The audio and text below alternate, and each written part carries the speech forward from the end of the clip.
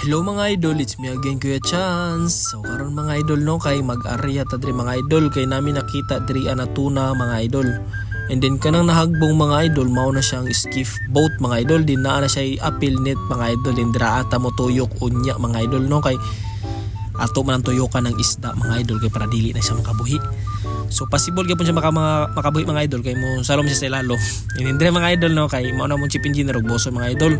Di na ko pinakagwapo diri mga idol na idol ara si Muhammad Isuyong. Pinaka-idol na dito kay dagang itong idol.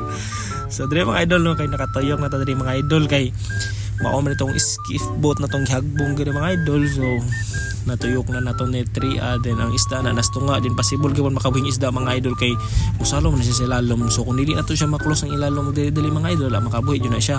And then kulay ang kanang kulay green mga idol mao na siya ang pampabugaw sa mga isda mga idol para mahadlok na sila mugawas ba. Maatik gyapon ang mga isda yun. And then diri mga idol kay yang mana din dugay kani siya mahuman mga idol kay dako man kaning net mga idol din taas po ng net. So dugay ka sa mag-aral sa mga idol din usahay pagkusog ang current sa tubig. So masamot kay dugay kay siya mabira. Then diri mga idol no kay nagabian mi diri mga idol ug kuha sa mga tuna kay tungod daghan pud kani siya mga idol no.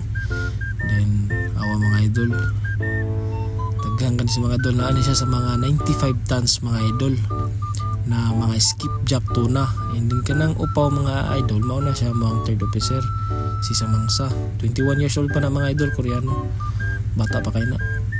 So dire mga idol no kay nagpula-pula ng mga tubig dire mga idol, tanawa yung mga idol.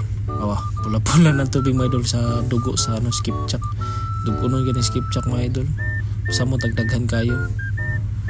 Then mga idol mo na siya timilan pag skipjack mga idol, dili kay siya dagko mga idol, tama-tama ang sizes mga idol, mga nasa mga 5 kilos above mga idol, 5 to 10 5 to 10 kilos above na.